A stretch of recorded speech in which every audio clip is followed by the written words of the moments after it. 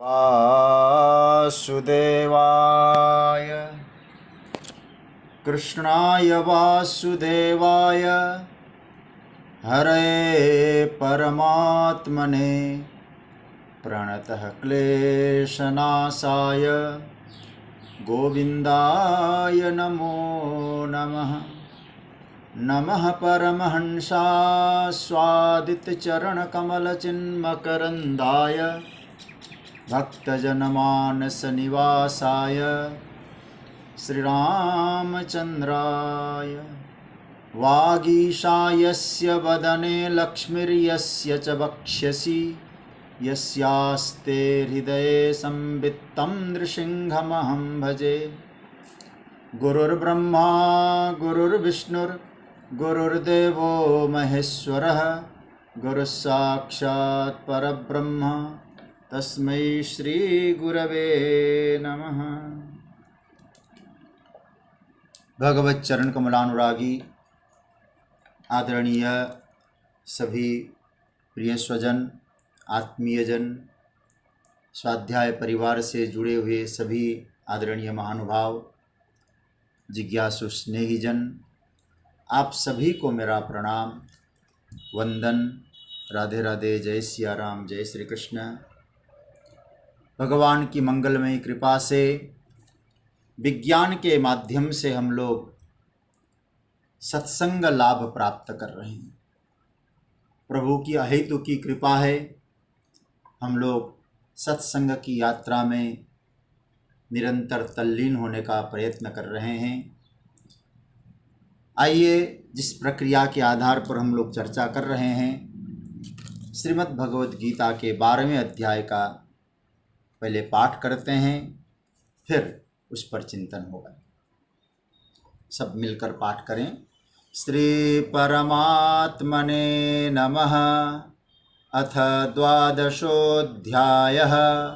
अर्जुन उवाच एवं सततयुक्ताये भक्तास्त्वां पर्युपासते ये चाप्यक्षरमव्यक्तं तेषां के योगवित्तमाः। श्रीभगवानुवाच मय्यावेश्य मनो ये मां नित्ययुक्ता उपासते श्रद्धया परयोपेतास्ते मे युक्ततमा मताः।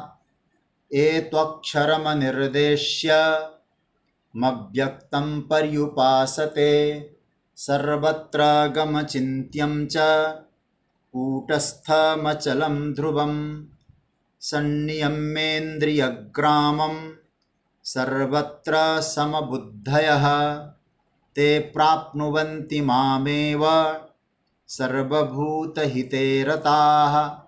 क्लेशोऽधिकतरस्तेषामव्यक्तासक्तचेतसाम् अव्यक्ता हि गतिर्दुःखं देहवद्भिरवाप्यते।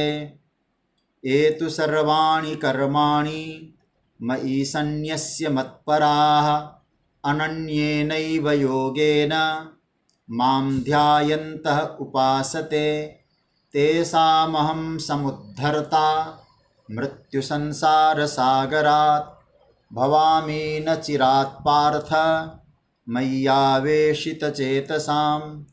मय्येव मन आधत्स्व मयि बुद्धिं निवेशय निवसिष्यसि मय्येव अत ऊर्ध्वं न संशयः।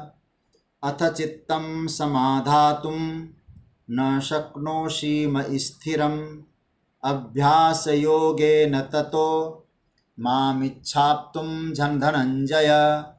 अभ्यासेऽप्यसमर्थोऽसि मत्कर्म परमो भव मदर्थमपि कर्माणि कुर्वन् सिद्धिमवाप्स्यसि। अथैतदप्यसक्तोषि कर्तुं मद्योगमाश्रितः सर्वकर्मफलत्यागं ततः कुरु यतात्मवान्। श्रेयो हि ज्ञानमभ्यासात् ज्ञानात् ध्यानं विशिष्यते ध्यानात् कर्मफलत्याग त्यागाच्छान्तिरनन्तरम् अद्वेष्टा सर्वभूतानां मैत्रः करुण एव च निर्ममो निरहंकार समदुःख सुखक्षमी संतुष्टः सततं योगी यतात्मा दृढनिश्चयः मय्यर्पिता मनोबुद्धिर् यो मद्भक्तः समे प्रियः यस्मान्नो द्विजते लोको लोकान्नोद्विजते च यः हर्षामर्षभयोद्वेगैर्मुक्तो यः स च मे प्रियः अनपेक्षः शुचिर्दक्ष उदासीनो गतव्यथः सर्वारम्भपरित्यागी यो मद्भक्तः समे प्रियः यो न हृष्यति न द्वेष्टि न शोचति न काङ्क्षति शुभाशुभपरित्यागी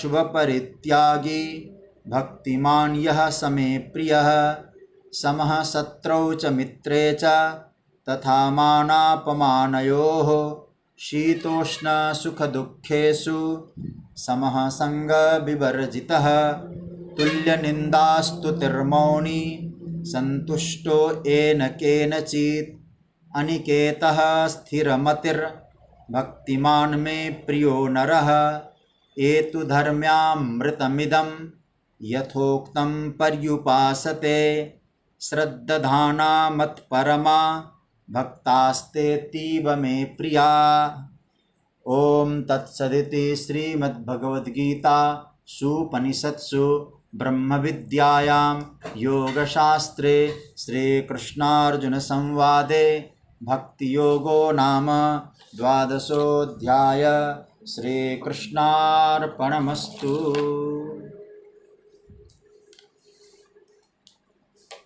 भगवान की मंगलमयी कृपा से हम लोगों ने द्वादश अध्याय पर कुछ चिंतन किया। पिछले 5 श्लोक क्लेशोऽधिकतरस्तेषाम् अव्यक्तासक्तचेतसाम् अव्यक्ता हि गतिर्दुःखम देहबद्भिरवाप्यते।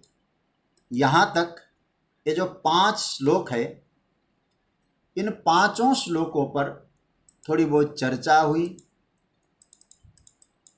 और दोनों प्रकार के भक्त जो भगवान के उपासना करने वाले हैं, उन भक्तों के उपास्य की चर्चा हुई और उपासना का जो स्वरूप है वो भी बताया और उस उपासना का फल क्या मिलता है। सगुण उपासना का फल क्या है, निर्गुण उपासना का फल क्या है, ये दोनों का भगवान ने वर्णन किया है।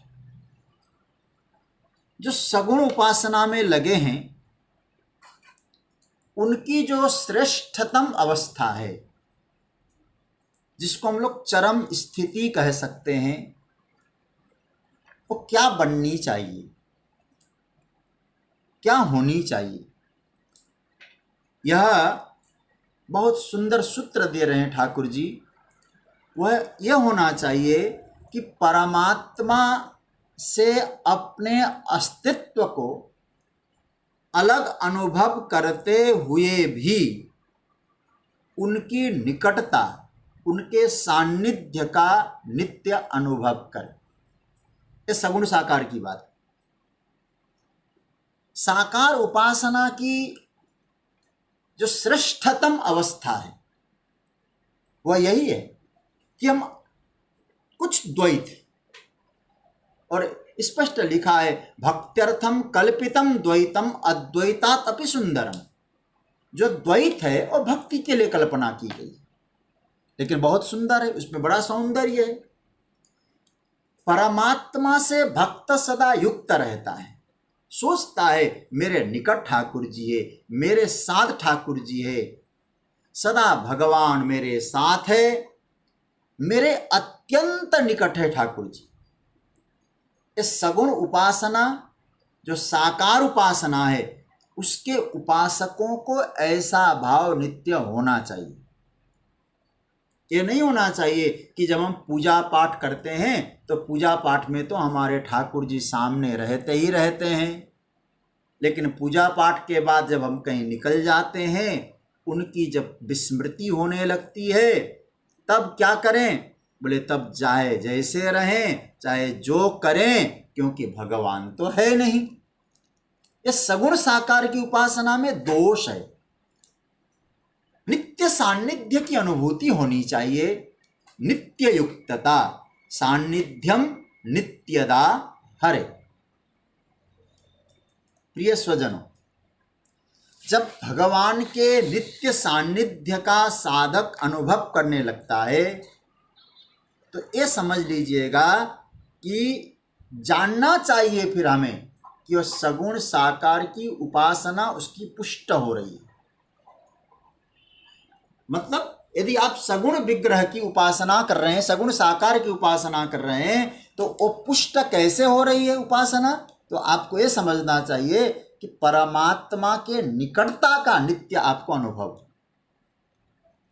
ये तो हो गया सगुण साकार की उपासना का श्रेष्ठतम अवस्था, उपासना की श्रेष्ठतम अवस्था। निराकार की उपासना, निरुपाधिक की उपासना, निर्गुण की जो उपासना है, उसका फल क्या है? वहां उसका जो फल होता है, परमात्मा से अपने अस्तित्व को महसूस करने की स्थिति वहां रह नहीं सकती। ध्यान से समझना, सगुण साकार में तो अलग अस्तित्व रहते हुए भगवान की निकटता का अनुभव करना, और निर्गुण निराकार में होता है कि अपने आप को अलग अस्तित्व मान ही नहीं सकते हम। मतलब वहां तो जीव भाव का भी भंग हो जाता है। मतलब निरुपाधिक उपासना का सहज परिणाम क्या है? मैं सहज परिणाम, सहज शब्द का प्रयोग करा रहा हूं। सहज रिजल्ट क्या है? कि हमें अपने जीव भाव भी हमारा भंग हो गया। मतलब पृथक रूप से यदि मेरा अस्तित्व बना हुआ है, तो आप ये समझ लीजिएगा अभी आप निर्गुण उपासना में कच्चे हैं, क्योंकि अलग हो ही नहीं सकता। इसको थोड़ा दूसरे दृष्टिकोण से भी आपको चिंतन करना है। जब उपासना का फल निर्गुण निराकार से हमारा जुड़ गया, लग गया, तो उसका मुख्य अर्थ क्या हुआ? निर्गुण उपासना से जुड़ा हमारी उपासना निर्गुण तत्व से, उसका स्वरूप क्या हुआ? उसका अर्थ क्या हुआ? मतलब ज्ञान, और ज्ञान ही कैवल्य है। ज्ञान कैवल्य है, ज्ञान ही ब्रह्म है, क्योंकि महावाक्य में तो ये भी वाक्य आया है ना, प्रज्ञानम ब्रह्म। इसलिए भगवान ने निर्गुण उपासना के फल को क्या कहा? ते प्राप्नुवन्ति माम एव, वे मुझे ही प्राप्त करते हैं, मुझे प्राप्त हो जाते हैं। मतलब मैं फिर याद दिला दूं, गंगा जी समुद्र में मिल गई। अब गंगा जी समुद्र में मिल गई तो मिलने के बाद गंगा जी का अलग अस्तित्व क्या बचा? गंगा जी का नाम बचा कि गंगा जी का रूप बचा कि गंगा जी का स्वाद बचा? कुछ नहीं बचा। बस निर्गुण उपासना में भगवान कहते हैं ते प्राप्नुवन्ति मामेव, वे मुझे प्राप्त करते हैं, मुझे प्राप्त हो जाते हैं। इसका भगवान शंकराचार्य जी ने बहुत अच्छा अर्थ किया है। क्या अर्थ किया है? ज्ञानी तो आत्मैव मे मतम इति उक्तम नहीं भगवत स्वरूपाणाम सताम युक्ततमत्वम अयुक्ततमत्वम वा वाच्यम। ये बड़ा प्यारा सूत्र है और समझने जैसा सूत्र है। और क्या कहते हैं कि जो भगवान के स्वरूप में जो व्यक्ति समा गए, उनके बारे में यह कहना ठीक नहीं है कि वो युक्ततम है कि अयुक्ततम है। मतलब परमात्मा से वो जुड़े हुए हैं कि परमात्मा से बिछुड़े हुए हैं। यह तो दो को स्वीकार करके ही तो बोला जा सकता है कि बिछुड़ना और जुड़ना, और वहां अद्वैत तत्व है, अद्वैत सिद्धांत है। जब द्वैत की स्वीकृति वहां है नहीं, मैं थोड़ा वाक्य गंभीर बोल रहा हूं, जब द्वैत को, दो को आप स्वीकार कर ही नहीं सकते हैं तो फिर जुड़ने और बिछुड़ने का मतलब क्या रह जाता है? जुड़ने और बिछुड़ने का मतलब ही कुछ नहीं रह जाता है। फिर वो कहेगा हमारा यार हमी में, हमको बेकरारी क्या? हमारा यार तो हमी में है, हमको बेकरारी क्या? और सज्जनों, गोस्वामी तुलसी बाबा बहुत बढ़िया सूत्र देते हैं।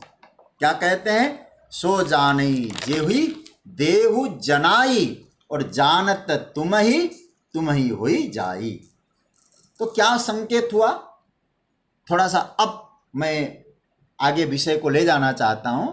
तो दो बातें आ गई। मतलब जो निर्गुण सगुण उपासक है वो अपने अस्तित्व को कुछ अलग समझकर भगवान को अपने साथ पाता है, भगवान के नित्य सान्निध्य का अनुभव करता है। और निर्गुण ब्रह्म का जो उपासक है, निर्गुण निराकार का जो उपासक है, वो अपने अस्तित्व को अलग समझ नहीं सकता और वो परमात्मा स्वरूप में समा जाता है। ये दोनों उपासना का फल हो गया। फिर मैं दोहरा रहा हूं क्योंकि बात पक्की हो जाए। सगुण उपासना का फल क्या बताया? कि सगुण उपासना जो विग्रह बना के हम लोग उपासना करते हैं, साकार उपासना का फल अपने आप को अलग अस्तित्व समझ के भगवान की निकटता को महसूस करना। और निर्गुण जो निराकार तत्व की जो उपासना है उसका फल है अलग अस्तित्व न मान के उस परम अस्तित्व को ही आत्मसात कर लेना। गंगा जी को जैसे समुद्र में जाना। तो निर्गुण निराकार की उपासना का भी वर्णन किया, सगुण साकार की उपासना का भी वर्णन किया। अब तक हम लोग यहाँ इन सगुण निर्गुण के उपासना, उसका फल और उपासना में कुछ कठिनाइयों की चर्चा करके 5 श्लोक तक पहुंच गए। अब यहाँ भगवान सगुण साकार उपासना का थोड़ा विस्तार रूप दे रहे हैं और ये बड़ा चिंतन करने जैसा है। उसको थोड़ा सा मतलब हाईलाइट करा रहे हैं, विस्तार करा रहे हैं, एक्सप्लेन कर रहे हैं सगुण साकार की उपासना का क्या रूप होना चाहिए। आइए अब हम उन बातों को देखते हैं। इसलिए सगुण साकार की उपासना का अब प्रकरण प्रारंभ हो रहा है। ये 6ठा और 7वां, ये दोनों श्लोकों को हमें एक साथ देखना होगा, तब ये दोनों श्लोकों से बहुत अच्छा अर्थ घटन हो जाएगा। अब हम लोग पहले दोनों श्लोकों का पाठ करेंगे, उसके बाद फिर इसका अर्थ होगा, फिर धीरे धीरे चिंतन होगा, जहाँ तक पहुँचेंगे हरि इच्छा। आइए 6ठा पहले। ये तु सर्वाणि कर्माणि मयि सन्न्यस्य मत्पराः अनन्येनैव योगेन मां ध्यायन्त उपासते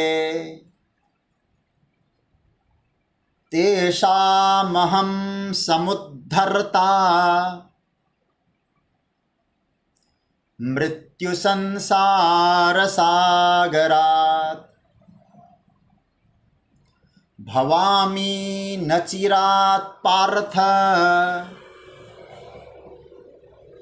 मय्यावेशितचेतसाम्।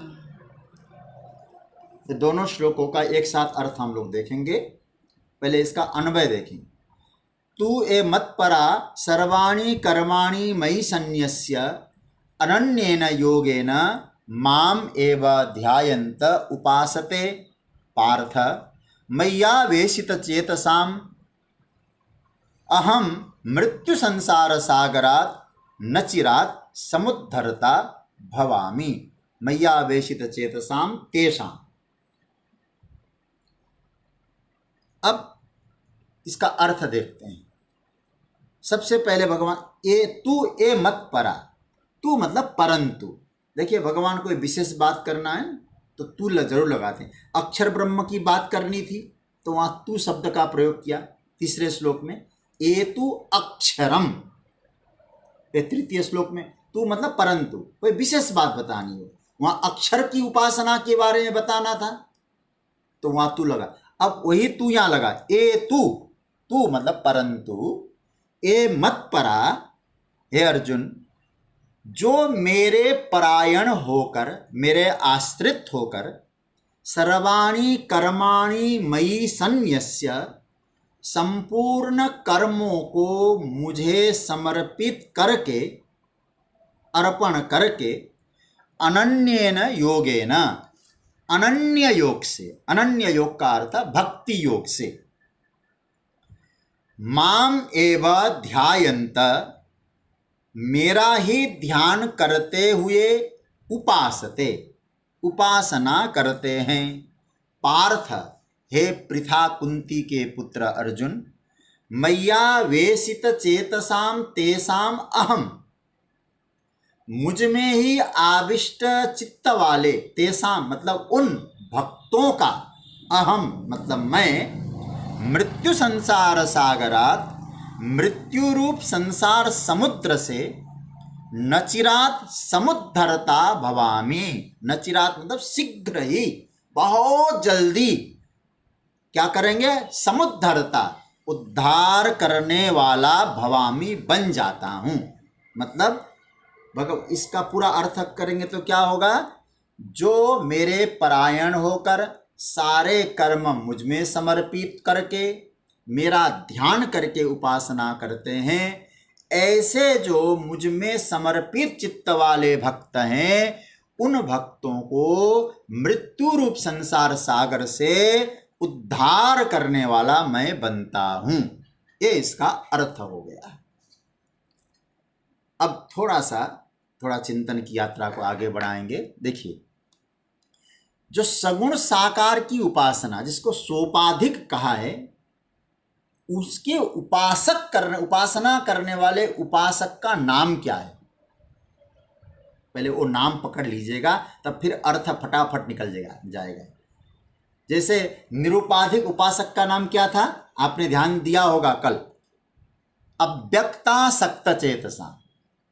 ये था निर्गुण ब्रह्म के उपासकों का नाम क्या था, बोले अव्यक्त में आसक्त है चित्त जिनका। अब सगुण साकार के उपासकों का नाम क्या लिखा भगवान ने, बहुत बढ़िया मंत्र है। क्या कहते हैं, भगवान कहते हैं मय्या वेशित, 7वां श्लोक जरा पहले देखिए, नीचे से अर्थ करते हैं। मय्या वेशित चेतसा, चेतस मतलब वहां था अव्यक्तासक्त चेतस, और यहां मय्या वेशित चेतस। जैसे इसको मय्या वेशित चेतस ये शब्द है, और इसको षष्ठी बनाएंगे जब हम लोग, तो मय्या वेशित चेतसाम, वहां अव्यक्त चेतसाम या मय्या वेशित चेतसाम। पहले आप दोनों को अलग अलग लिख लीजिएगा, क्योंकि इसको समझने के लिए बहुत जरूरी है। निर्गुण उपासकों का नाम बता दिया, अव्यक्तासक्त चेतसाम, अव्यक्त में आसक्त चित्त वाले, और सगुण उपासकों का नाम भगवान ने कह दिया मय्या वेशित चेतसाम, मुझ में जिनका चित्त समर्पित है। वहां अव्यक्त में समर्पित, यहां भगवान कहते हैं मुझ में समर्पित। मयि एव आवेशित चेतो यस्य स मय्या वेशित चेतसाम, यही उसका नाम है। और यही नाम उसके पूरे जीवन यात्रा की व्याख्या करता है। मय्या वेशित चेतसाम तेसाम अहम समुद्धरता भवामि। क्या प्यारा महाराज, एक तरह से कहा जाए ये तो लिखकर अपने जीवन में उतारने जैसा है। भगवान कहते हैं कि मैं उनका उद्धार करने वाला हूं। इसलिए क्या कहते हैं, मय्या वेशित चेतसाम तेसाम अहम समुद्धरता भवामि। भगवान कहते अर्जुन, जिसका चित्त मुझ में पूरी तरह से निवेशित है, समर्पित है, लगा हुआ है, ऐसा पहली बार तो कोई बिरला ही भक्त होगा। और आप लोगों को व्याकरण का थोड़ा नॉलेज हो ना, मजा आ जाएगा। देखो, षष्ठी, षष्ठी हमारे यहाँ व्याकरण में संबंध बताया गया। मुझ में संबंध रखकर, मुझ में रिलेशन रखकर, जिन्होंने अपने चित्त को मुझ में पूरी तरह से निवेशित कर दिया, ऐसा जो बिरला भक्त है, उस भक्त का मैं उद्धार करता हूं। और आप ये नहीं कि उद्धार करता था, ये भी नहीं कह रहे, वर्तमान काल का प्रयोग है। आज भी यदि कोई ऐसा भक्त है जो अपने चित्त को मुझ में लगाता है, उसका उद्धार करने के लिए मैं तैयार हूं। भवामी वर्तमान काल का प्रयोग है, वर्तमान में भी हम कर सकते हैं इसको। इसलिए मैं बार बार, गीता में असंभव वाली बात नहीं आई है, मतलब सीधी सी बात है। भगवान कहना चाहते, अर्जुन मैं उसका उद्धार करने वाला होता हूं। इसका तात्पर्य क्या अर्थ लगाएंगे? उसको मैं कभी गिरने नहीं देता।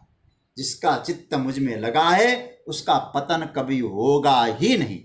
आप लोगों ने जब 9वां अध्याय पढ़ा है, 9वें अध्याय का जब 31वां मंत्र हमने आपको समझाया था और इस पर हम लोगों ने चिंतन किया था, तो आप लोगों ने हम लोगों ने बड़ा विस्तार से इसको देखा था। और भगवान वहाँ 31वें मंत्र में क्या कहते हैं, बहुत प्यारा मंत्र है। क्षिप्रम भवति धर्मात्मा, 9वें का 31, क्षिप्रम भवति धर्मात्मा शश्वत शांतिम निगच्छति कौन्तेय प्रतिजानीहि न मे भक्तः प्रणश्यति। अर्जुन प्रतिज्ञा कर ले तू।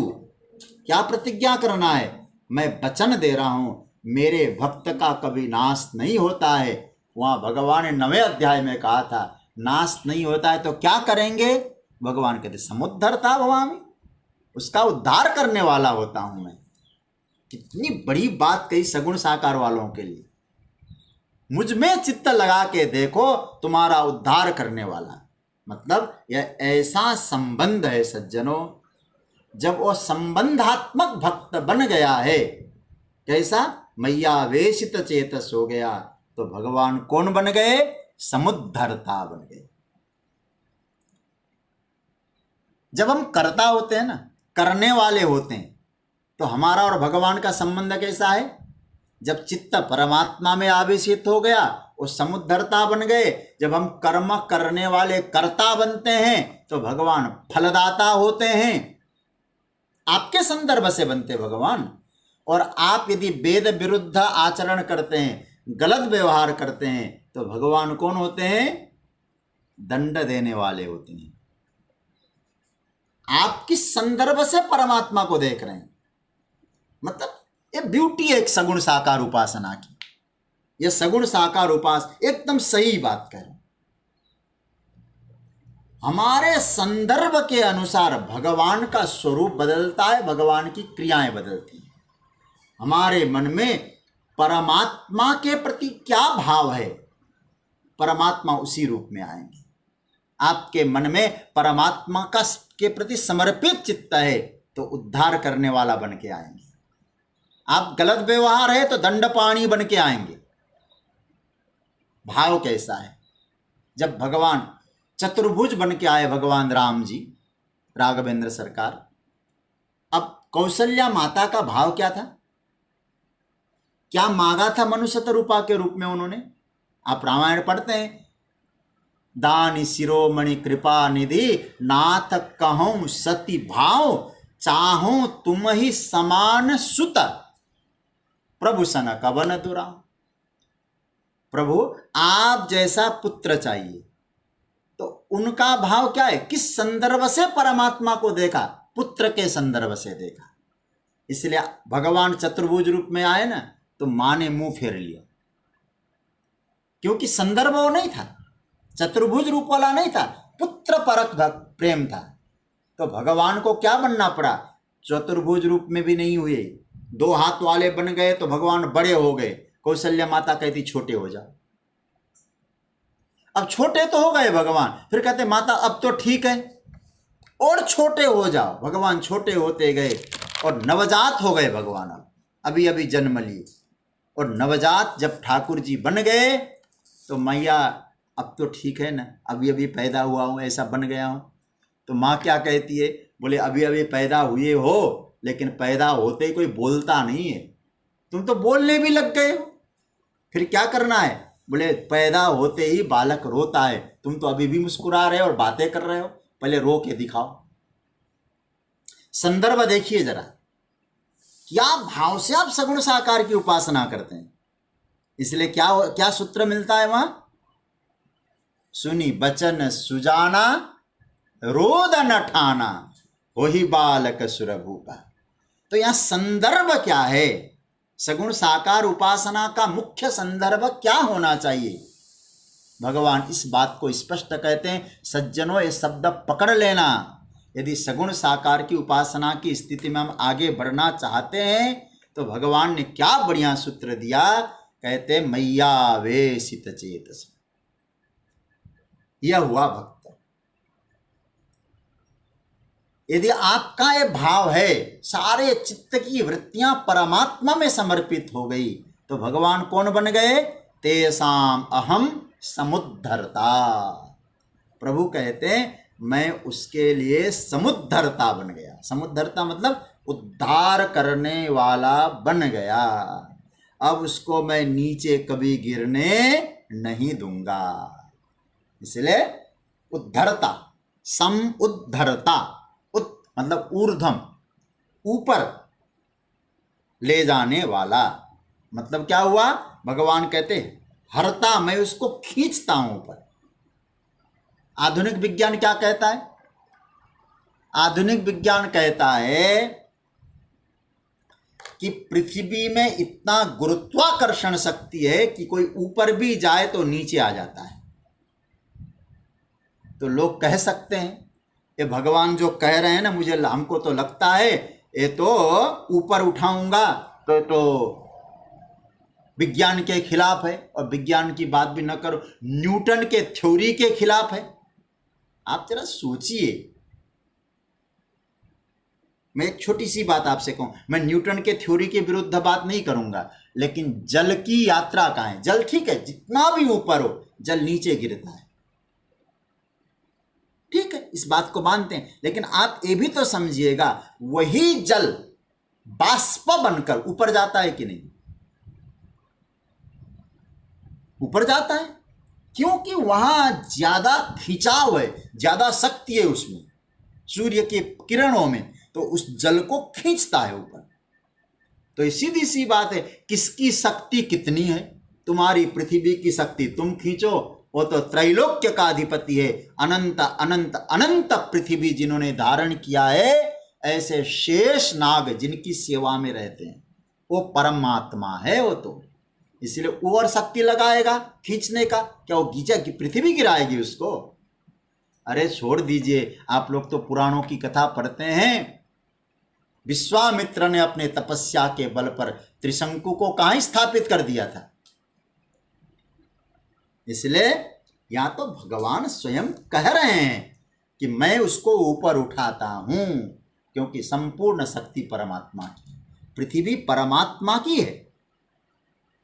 तो सज्जनों, यहां भगवान स्वयं कह रहे हैं, जिसका मन मुझ में समर्पित है मैं उसको ऊपर खींचता हूं, उद्धार करता हूं, समुद्धरता।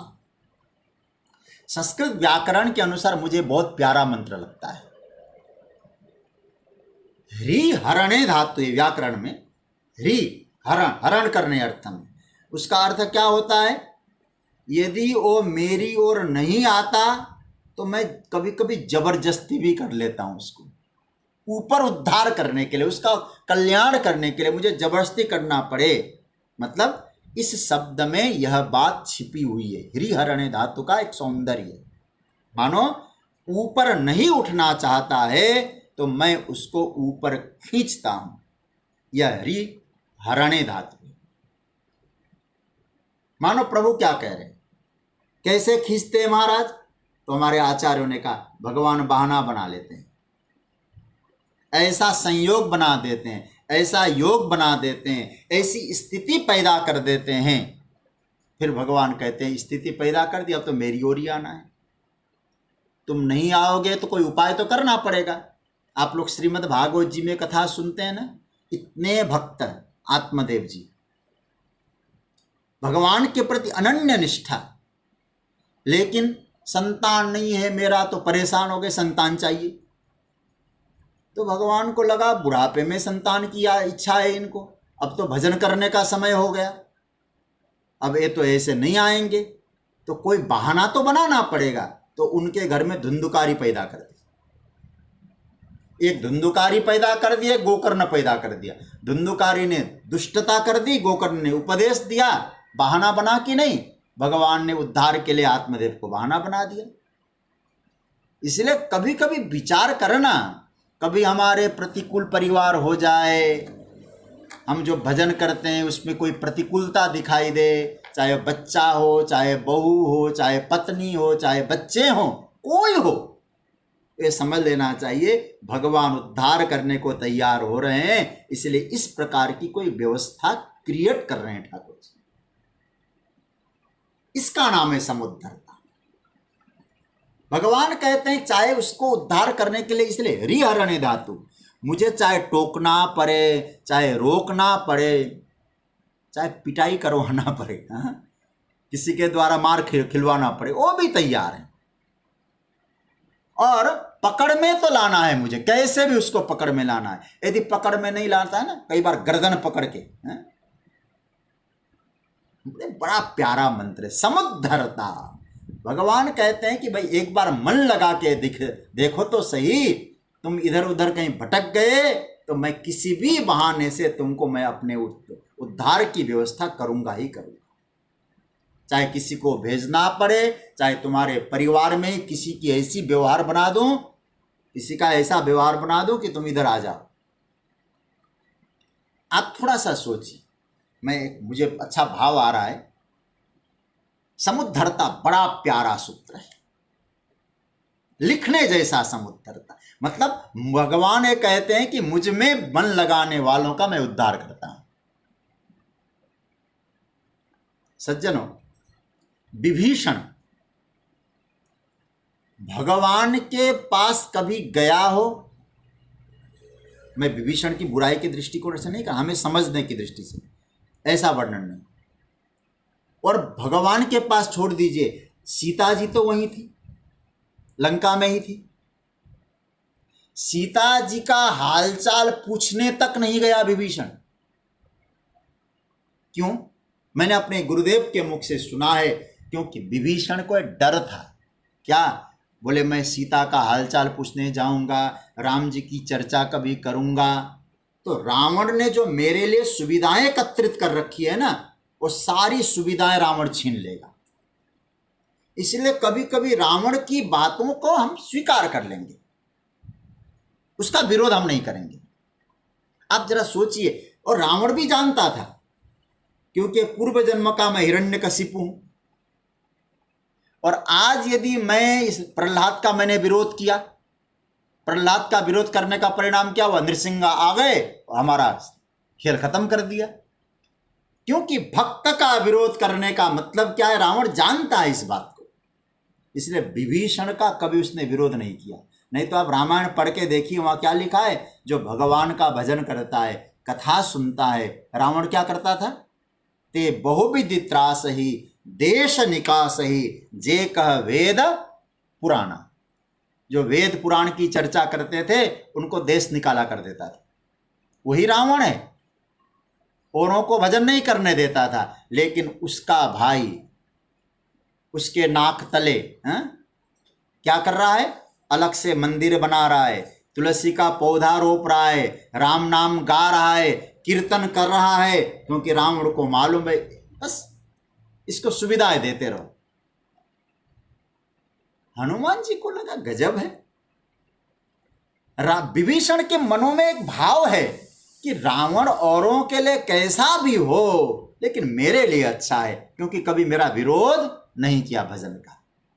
हनुमान जी महाराज को लगता है समुद्धरता है ठाकुर जी, उसका तो उद्धार करना है विभीषण का, तो कैसे करें? हनुमान जी को भेज दिया। लो आप सोचिएगा जरा, सीता का, रावण का वध करने के लिए भगवान को यहाँ आने की आवश्यकता ही नहीं थी, हनुमान को भेज दिया वहाँ। ये तो भक्त पर करुणा करनी है ना। और हनुमान जी ने सोचा बहाना बनाना पड़ेगा, क्योंकि भगवान उद्धार करना चाहते हैं, तो बहाना बनाया।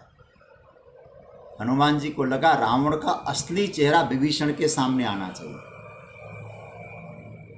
तो 4 प्रकार की नीति का प्रयोग किया हनुमान जी ने। आप ध्यान से सुनिएगा, आपको बहुत अच्छा लगेगा बहाना भगवान कैसे बनवा लेते हैं। हमारे यहाँ नीति कितने होती है? 4, और आप सब जानते होंगे, साम, दाम, दंड और भेद, ये 4 प्रकार की नीति।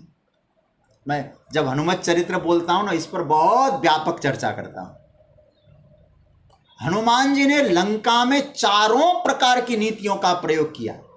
केवल एकमात्र कार्य था कि विभीषण को भगवान की ओर ले जाना, क्योंकि तेषामहम समुद्धरता, क्योंकि विभीषण ऑलरेडी भगवान में मन लगा चुका है, लेकिन उद्धार तो होना है उसका। रावण के पास बैठा रहेगा तो कैसे उद्धार होगा? भगवान की ओर जाए तो सही। तो हनुमान जी ने पहला नीति का प्रयोग किया, साम। साम का मतलब जानते हैं? समझाया जाए। और हनुमान जी ने बहुत समझाया, रावण को, विभीषण को, दोनों को। रावण को बहुत समझाया, राम चरण पंकज उरधरहु, समझाया बहुत। रावण नहीं माना, तो दाम नीति। दाम नीति का प्रयोग जाने? दाम मतलब लोभ, लोभ दिखाया। लंका अचल राज तुम करहु, ये दाम नीति का प्रयोग है। साम नीति का प्रयोग हुआ, दाम नीति का प्रयोग हुआ, और दंड नीति का प्रयोग किया। दंड दिया भी, अक्षय कुमार उसका बेटा, उसको मार दिया, ये दाम नीति का प्रयोग। दंड नीति, साम दाम दंड नीति। और इतना ही नहीं, वाटिका उजाड़ दी, लंका जला दी, ऐसा दंड नीति का प्रयोग। लेकिन फिर भी रावण नहीं मानता, भगवान का मन है कि विभीषण का उद्धार हो, तो दोनों के बीच में भेद पैदा कर दी। साम दाम दंड भेद। भेद क्या पैदा कर दी? हनुमान जी को लगा, जब हनुमान, मुझे तो बहुत सारे भाव याद आ रहे हैं, कभी हनुमत चरित्र में बोलूंगा मैं, कभी संयोग बनेगा तो। यहां हनुमान जी को जब दंड देने की बात आती है, तो रोकने वाला कौन होता है? नीति विरोधन मार्य दूता। कौन रोक रहा है? विभीषण। तो हनुमान जी को लगा अवसर मिलेगा तो भेद पैदा करना पड़ेगा। क्या भेद हो गया? तो भगवान कहते हैं, हनुमान जी कहते हैं, मैं जब दंड देने की बात आती थी, क्योंकि भगवान हनुमान जी तो अजर अमर है, उनको कौन दंड दे सकता है, कौन मार सकता है? लेकिन विभीषण आया, आप दंडम आन दंड कछु करिए गोसाई। तो इसका मतलब है हनुमान जी को लगा अवसर आने दो। तो हनुमान जी ने क्या काम किया? हनुमान जी की पूंछ में आग लगाई रावण ने, पूरी लंका जला दी हनुमान जी ने। बचाया किसको? एक विभीषण कर गृहनाय, विभीषण का घर बचाया। सेवकों ने कहा मारा, सब जल गया, विभीषण का घर बच गया। तो भेद उत्पन्न करना था, समुद्धरता है ना भगवान जी। कैसे? इसको जब मृत्युदंड की बात आती है तो विभीषण आके बचाता है, और लंका जलाने की बात आती है तो सब कुछ जला के विभीषण का घर बचाता है। इसका मतलब इसके नाश में ऐसा योगी बना, बचाया, और वहां उसने बचाया। हो गया कि नहीं भेद नीति? रावण को बता मालूम पड़, रावण ने सोचा इन दोनों की मिली भगत है, मिली भगत है। अब क्या हुआ? रावण ने लात लगाई। रावण ने लात लगाई तब विभीषण का कल्याण हुआ कि नहीं? क्योंकि राम जी के पास गया। तो भगवान यहां एक कहना चाहते हैं, मुझ में यदि तुम चित्त लगा के देख लो, कभी कभी मेरा स्वभाव कठोर भी बन सकता है। किसी को भेज के किसी भी प्रकार से हो, मैं तुम्हारा उद्धार करूंगा ही करूंगा। तेषामहम समुद्धरता। बस मुझे लगता है महाराज, ये सगुण उपासना का सना का एक सौंदर्य है, एक ब्यूटी है। भगवान ऐसी रक्षा करते हैं, बहाना बना लेते ठाकुर जी। मेरे में मन लगाने वाले की रक्षा मुझे करनी है। गोस्वामी जी ने बहुत सुंदर बात कही, जिमि बालक राख ही महतारी। बालक के लिए जैसे माता रक्षा करती है, बालक आग की ओर भागता है, कभी कभी आग को देखता ना, अग्नि की ओर भाग रहा है, माता उसको पकड़ती है। बालक को लगता है देखो कितनी खूबसूरत है, कितना आनंद है, कितना उजियारा है, लेकिन मां उसे रोकती है, पकड़ती है, जबरदस्ती करती है। माता उसको पकड़ने नहीं देती। बच्चा जिद भी करता है तो मां उसको बचाती है। मां बेटे ने सर्प को देखा, आह क्या सुंदर इधर उधर हिल रहा है, बेटा भाग रहा है उधर, तो मां बचाती है। बेटे के हाथ में चाकू है, मां कुछ उपाय करती है, बेटा ये लड्डू खा ले, ये लड्डू, चाकू छुड़वा दे, लड्डू देकर चाकू छुड़ाती है, कोई और बहाना बना के। मतलब सीधी सी बात है, लड्डू को खाने के लोभ में चाकू छोड़ देगा। क्या करना है, ये मां का बहाना है। जैसे मां बहाना बना के अपने प्रिय पुत्र का कल्याण करती है, त्वमेव माता, कन्हैया हमारे ऊपर ऐसी ही कृपा करते हैं, मां की तरह कैसे भी बहाना बनाना पड़े, मुझे क्या करना है, तेसाम अहम समुद्धरता। अच्छा हमारा आप समुद्धरता बनते, हमको क्या करना है, तुझे एक ही काम करना है बस, बाकी काम मेरा है। मैया वेशित चेतसा, तुम्हें तो मुझ में अपने चित्त को लगा के रखना है, बाकी का काम मुझे करने दो। आप लोग समझ रहे हैं ना बात को? सोचिए जरा।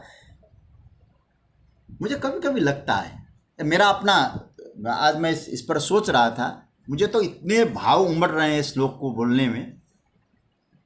हमारी जो वृत्तियां हैं ना, इन वृत्तियों ने कई बार चाकू पकड़ा है कि नहीं पकड़ा है? सोचिए जरा। कई बार चाकू पकड़ने की कोशिश की है, मन में दुर्विचार आए। अब आप लोग तो ऊंचे साधक है, नहीं बोल सकता हूं, हम जैसों के लिए कई बार गलत भावना, गलत विचार भी आते हैं। कल मुझे बहुत अच्छा लगा, आदरणीय आज भी कथा में हैं आप, कलकत्ता से दया पाटोदिया जी, मैंने स्वाध्याय परिवार में डाला है उसको, आप लोगों ने पढ़ा हो। वेश्या का इन्होंने इतना सुंदर परिभाषा दी। बोले हमारी वृत्तियां भी तो वेश्या बन सकती है, यदि परगमन करने लग जाए वृत्तियां, हमारी इंद्रियां, तो वही तो है। तो कहने का अर्थ यह है कि हम लोग इसको, आप लोगों ने अच्छी तरह से सुना भी होगा, चिंतन किया होगा, तो मैं इतना ही कहूँगा कि हमारी वृत्तियां कभी कभी इधर उधर जाती हैं। हमारी वृत्तियों ने बहुत बार चाकू को पकड़ के रखा है। ऐसा चाकू पकड़ा है जिससे हम स्वयं को कतर रहे हैं, स्वयं को काट रहे हैं। तो वहाँ भगवान माँ की तरह आते हैं और कहते हैं ये वृत्ति तुम्हारे लिए खतरनाक है, गिराने वाली चीज़ें हैं, गिराने वाली स्थिति है, उसको छुड़ाना है। तो फिर क्या करते हैं, भाई मैं किसी तरह से तुमको रोकता हूँ, वृत्तियों को रोकते हैं। इसलिए मैं बार बार कहा करता हूँ, सबसे पहले हम लोग जब भगवान पूजा करने के बाद स्तुति करते हैं ना भगवान की, अंत में क्या बोलते हैं भगवान को, त्वमेव माता, पिता बाद में, पिता रक्षा करेगा लेकिन मां की तरह रक्षा तो पिता नहीं कर सकता, इसलिए मां कहा है। तो मां कैसे भी बहाना बनाना पड़े अपने बालक के कल्याण की बातें करती है। इसलिए मुझे लगता है मां की तरह मेरे परमात्मा का दिव्य चरित्र है, समुद्धरता भवामी, बहाना बना के अपने शरणागतों पर करुणा करना है, परमात्मा से जान लो महाराज। सज्जनों, साधन कई बार ऐसा होता है, ध्यान से सुनना, कभी कभी व्यक्ति ने अपने चित्त को परमात्मा में आवेशित कर दिया, इसलिए इस शब्द को हमेशा पकड़ के रखना। सगुण साकार की उपासना का उपासक का जो नाम मैंने दिया, क्या दिया? मय्यावेशित चेतसा, परमात्मा में समर्पित चित्त वाला। कभी कभी वो साधन भी नहीं करता है, साधन करना छूट जाए उसका, तो भगवान ऐसे ऐसे संयोग बनाते हैं, ऐसे ऐसे लोगों से मिलाते हैं, ऐसों के बीच में बिठा देते हैं कि जहां उसको सत्संग सुनने का अवसर प्राप्त हो जाता है। ऐसी व्यवस्था कर देते हैं ठाकुर जी, मुझे तो बहुत अनुभव है। फिर हम लोग कभी कभी कहते हैं, ऐसा आप लोगों ने भी अनुभव किया होगा, कई मित्रों ने आपको सुनाया होगा, हम तो नहीं चाहते थे पर मेरे दोस्त ने कहा, मेरे मित्र ने कहा, चलो भाई सत्संग के लिए मत चलो, कोई बात नहीं, दोस्ती के लिए तो चलो। ध्यान से सुनना, कई बार होता है कि नहीं, चलो सत्संग सुनने का मन नहीं है ना, मैं तो तुम्हारा दोस्त हूं, दोस्ती के लिए तो चलो। अब दोस्ती तो तोड़ते नहीं बनता भाई, दोस्ती तो कैसे तोड़ें अब। अतः मित्रता को बचाने के लिए वो मित्र चला गया, कहां जाके बैठा? अब मित्र के पास ही बैठना पड़ेगा, सत्संग में बैठ गया। अब आप जरा सोचिए, वहां कुछ ना कुछ तो सुनना पड़ेगा कि नहीं पड़ेगा आपको? आप कितना कान बंद करेंगे भाई? देखो ये बहाना है, भगवान कहते उनके उद्धार का बहाना कर रहा हूं मैं, तो कितना कान बंद करेंगे आप? मुझे कभी कभी लगता है भगवान ने आंख बंद करने की जो सुविधा दी है ना हमको, ऐसी सुविधा कान बंद करने की नहीं दी है। हाँ? आप सोचिए जरा,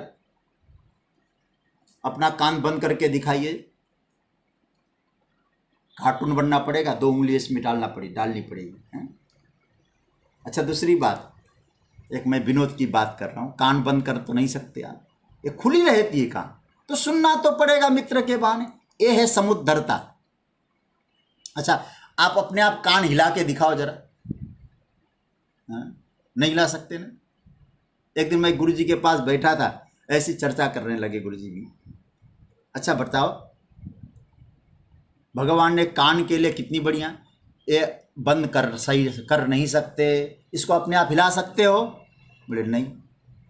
फिर कैसे? तो हमारे गुरुजी ने हमारे दोनों कान पकड़ लिए, बोले दूसरा ही हिलाएगा, कान पकड़ के मैं ही हिला सकता हूं, तुम तो अपने कान भी नहीं हिला सकते। तो कहने का अर्थ है सज्जनों,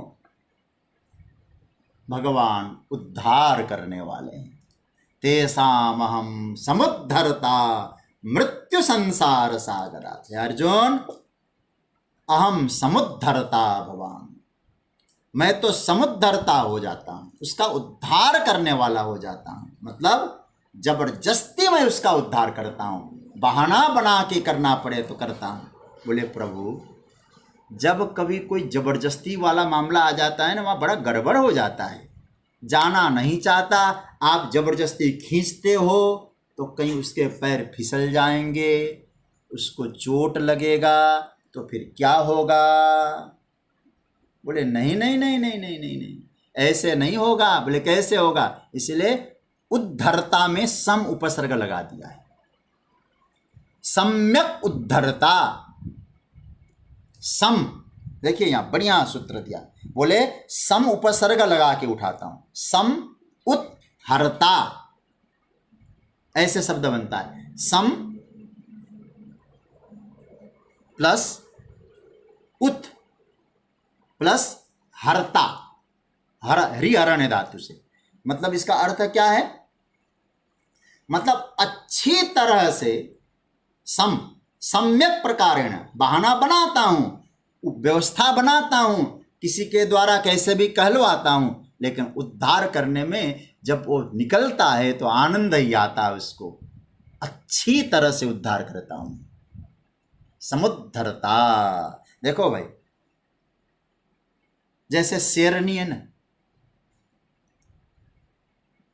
शेरनी अपने बच्चे को अपने दांतों से उठाती है, पकड़ती है, आप सब जानते हैं शेरनी के दांत कैसे होते हैं,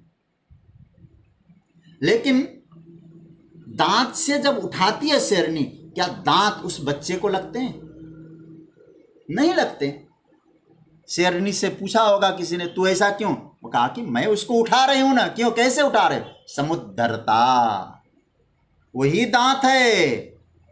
जब हिंसक पशु को मारना है तो महाराज विकराल बन के आते हैं, लेकिन अपने मैया वेशित चेतसाम वालों के लिए, क्योंकि वो शेरनी का बालक कहाँ है? मैया वेशित चेतसाम है कि नहीं है, तो वही दांत कोमल बन जाते हैं। बहुत संभाल करके उठाते हैं, बहुत संभाल करके उद्धार करते हैं। मेरे शरणागत को चोट न लग जाए, बिगड़ न जाए मेरा बच्चा, कुछ उसमें खराबी ना आ जाए। ध्यान रख रख कर भगवान उठाते हैं। ऐसे भगवान जो है उनके बारे भगवान स्वयं कहते, तेषामहं समुद्धरता मृत्यु संसार सागरात भवामी न चिरात पार्थ मैया वेशित चेतसा। इसलिए आज जो मैं सूत्र आपको दे रहा हूँ, ये बड़ा प्यारा महत्वपूर्ण प्रकरण चल रहा है, इसलिए हमको इस पर खूब और चिंतन करना है। आज तो मैंने केवल इन सगुण साकार की उपासना का प्रकरण प्रारंभ हुआ है, तो मैंने आपसे केवल इतना कहा है, तो भगवान हमारा भी कल्याण करें, हमें पतन होने से बचाएं, गिरने से बचाएं। यदि आपके मन में भी ये भाव है तो भगवान स्वयं कह रहे हैं, मैया वेशित चेतसा। सगुण उपासक है तो सगुण उपासक इस नाम को सार्थक करिए। आप यदि सगुण उपासक नहीं होते तो ये नाम सार्थक करने की आवश्यकता नहीं। तो दोनों के विषय में आप एक बना लीजिएगा, निर्गुण उपासक है तो अव्यक्ता सक्त चेतसाम बनिए, सगुण उपासक है मैया वेशित चेतसाम बनिए। परमात्मा में अपने संपूर्ण चित्त की वृत्तियों को लगा दीजिए। तो अब क्या होगा? तब भगवान कहते हैं, ऐसा जो भक्त होगा उसका मैं उद्धार करता हूं, अच्छी तरह से उद्धार करता हूं, उसका कभी अकल्याण नहीं होने देता, उसका पतन नहीं होने देता। ये मेरा वचन है। और भगवान केवल अर्जुन के लिए कह रहे हैं, ये भ्रम हटा दीजिए पहले। इसलिए सूत्र पकड़ के रखना, भगवान किसके लिए कह रहे हैं? भवामी, मैं होता हूं। इसलिए मैया वेशित चेतसाम, ये शब्द भी पकड़ लें। थोड़ा संस्कृत का नॉलेज तो ही आप लोगों को। इसमें भगवान ने बहुवचन का प्रयोग किया है। जितने सारे लोग होंगे उन सब के कल्याण के लिए, केवल अर्जुन नहीं। और दूसरी बात, भवामी, मैं फिर कह दूं प्रकरण के अंत में, वर्तमान काल का प्रयोग है। वर्तमान में भी हमारी भावना परमात्मा में चित्त वृत्ति समर्पित करने की है तो भगवान उद्धार करने के लिए तत्पर है। ये आज सूत्र समझ लेना। आज तो मैंने इस सगुण साकार का प्रकरण उठाया है, इस पर हम लोग और चिंतन करेंगे कल के प्रकरण में। एक छोटा सा निवेदन आपसे करना है। मुझे कई लोगों ने फ़ोन भी किया और कई लोगों को मालूम भी होना चाहिए, आप लोगों ने सब्सक्राइब नहीं किया है तो सब्सक्राइब करिए।